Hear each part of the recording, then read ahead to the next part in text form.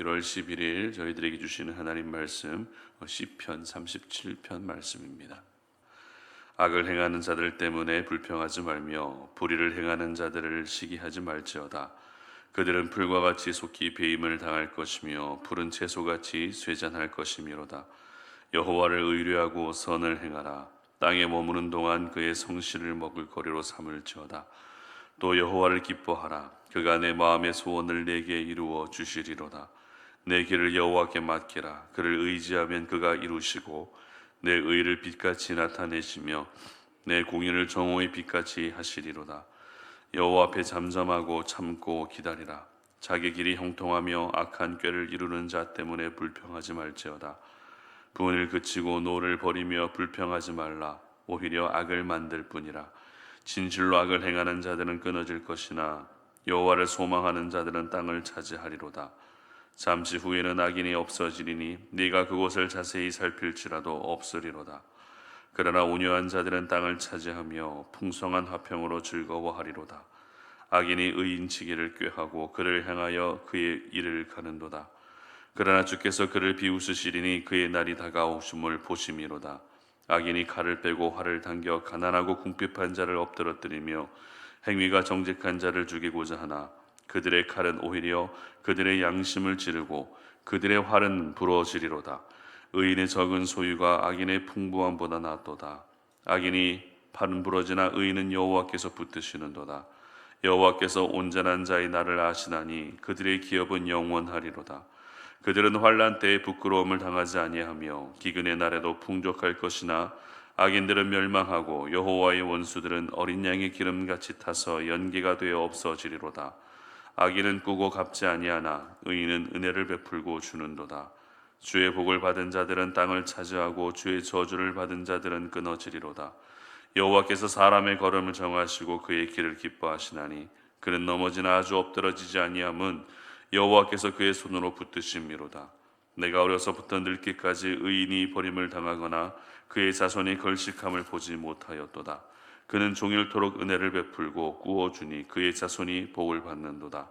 악에서 떠나 선을 행하라. 그리하면 영원히 살리니 여호와께서 정의를 사랑하시고 그의 성도를 버리지 아니하심이로다. 그들은 영원히 보호를 받으나 악인의 자손은 끊어지리로다. 의인이 땅을 차지하며 거기서 영원히 살리로다. 아멘.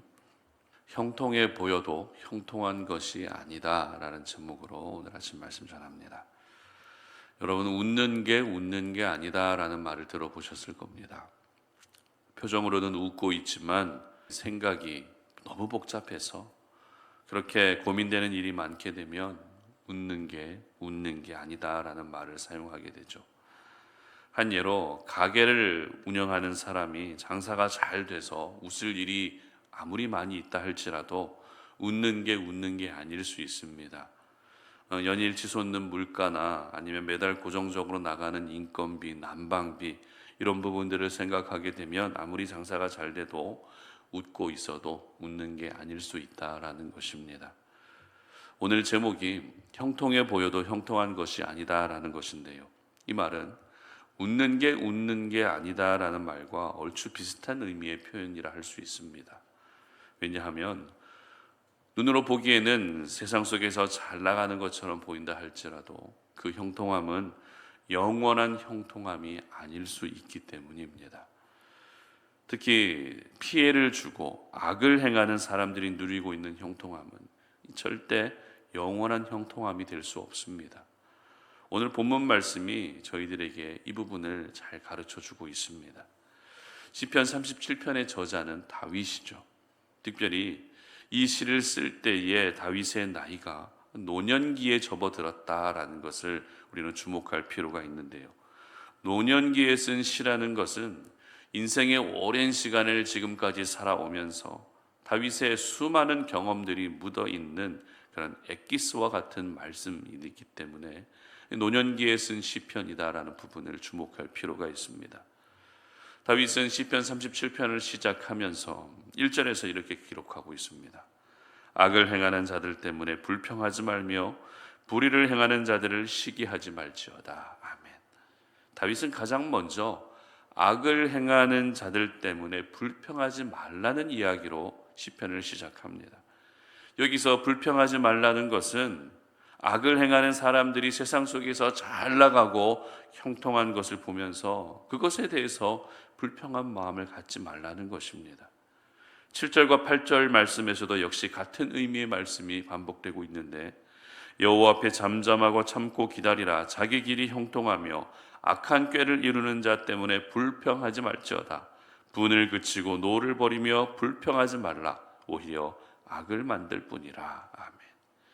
이처럼 다윗은 시편 37편 전반부에서 집중적으로 악인의 형통을 보면서 절대 불평하지 말라고 거듭 말하고 있습니다. 악인들이 형통한 것을 보며 부러워하는 것이 아니라 불평하지 말라고 하는 부분을 우리는 오늘 더 주목해야 한다는 것이죠. 이렇게 다윗이 악인들의 형통한 부분들을 보면서 불평하지 말 것을 강조하는 이유는 그만큼 악인들의 형통을 보면서 불평하는 사람이 많다는 의미가 되겠죠. 단순히 부러워하는 것 이상으로 이제는 불평한다는 겁니다. 자신의 삶을 한탄하게 된다는 겁니다. 저희들 역시 그럴 때 있지 않습니까? 하나님, 저 사람은 믿음도 별로 없고 참 나쁘게 살아가는 사람들인데 어떻게 저렇게 형통하게 살 수 있습니까? 반면에 나는 믿음으로 살기 위해 몸부림치고 있지만 왜 내 인생에는 좋은 날이 없고 항상 고통이 따르는 것입니까? 이런 불평들을 할 때가 있다라는 것입니다. 이것을 보면 악인의 형통을 보면서 불평하는 사람들은 과거 이스라엘 백성들이나 오늘을 살아가는 저희들에게나 늘상 있는 일인 것 같습니다.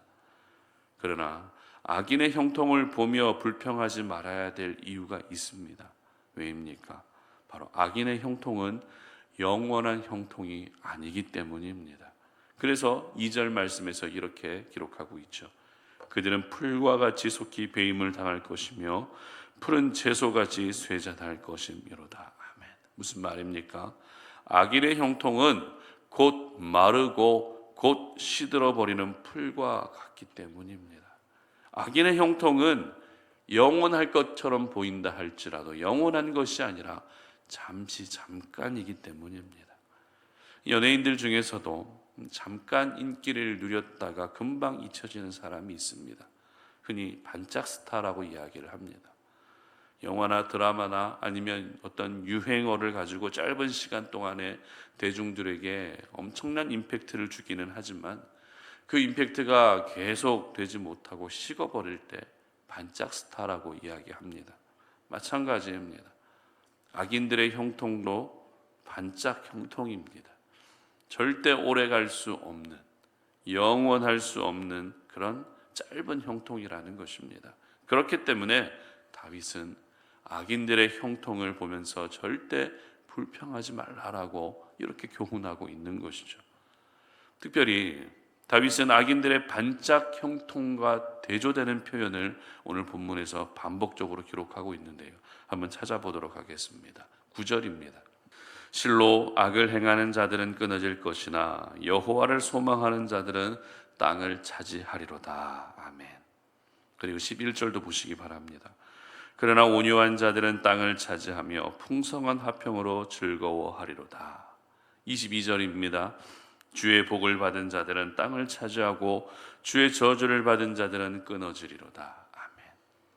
바로 땅을 차지하게 된다라는 것입니다. 성경에서 땅은 가장 큰 축복이자 기업으로 여겨졌습니다. 하나님이 허락하신 땅에서 내가 농사도 짓고 내가 가축도 기를 수 있습니다. 땅에서 모든 삶의 기반을 세워갈 수 있고 땅에서 모든 삶이 번성케 되는 은혜를 경험할 수 있는 것입니다. 대표적인 사례가 하나님이 이스라엘 백성들에게 약속하셨던 가나안 땅이죠. 그 땅의 의미가 얼마나 특별했으면 그거 하나만 가지고 바라보며 달려왔던 이스라엘 백성들의 그 과거 역사가 땅의 소중함을 저희들에게 잘 보여주고 있다는 것입니다. 그런데 악인들에게는 이와 같은 땅의 축복, 기업의 축복이 주어지지 않는다는 것이죠. 아무리 지금 많은 재산을 가지고 있고 세상 속에서 사람들이 우러러보는 그런 자리에 있다 할지라도 땅이 없으면 그 부와 영광은 절대 영원할 수 없는 것입니다. 바로 악인들의 형통은 땅이 없는 형통밖에 되지 않는다라는 것입니다.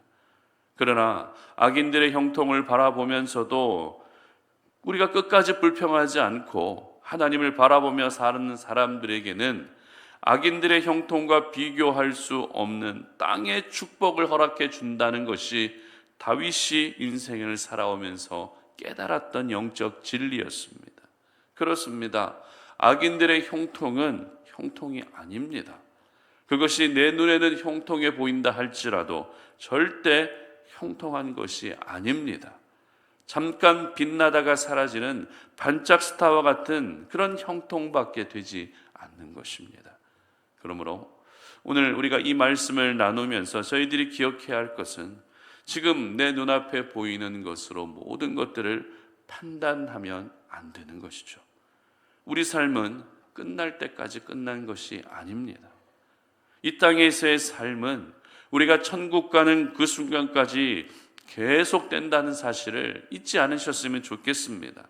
따라서 지금 좋아 보여도 마지막이 나쁠 수 있습니다. 지금 화려해 보여도 마지막이 초라해질 수도 있습니다. 반대로 지금 나빠 보인다 할지라도 마지막이 좋을 수 있고 지금 초라해 보여도 마지막이 화려해질 수 있는 것입니다. 우리 하나님은 언제나 우리의 예상을 뛰어넘어 일하시는 분이시기 때문에 우리는 오늘도 내 눈앞에 펼쳐지고 있는 어떤 상황과 환경을 가지고 쉽게 판단하면 안 되는 것입니다. 시편 37편은 비교적 긴 내용의 말씀입니다. 한 말씀 한 말씀이 모두 주옥과 같은 말씀이지만 특별히 그 중에서도 다윗의 노년기까지의 인생을 가장 잘 녹여낸 말씀이 있습니다. 25절 말씀 함께 보도록 합니다.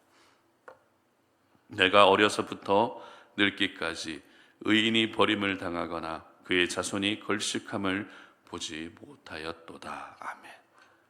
여러분, 이 말씀이 바로 다윗이 지금까지의 인생을 가장 잘 보여주는 말씀 아닐까요?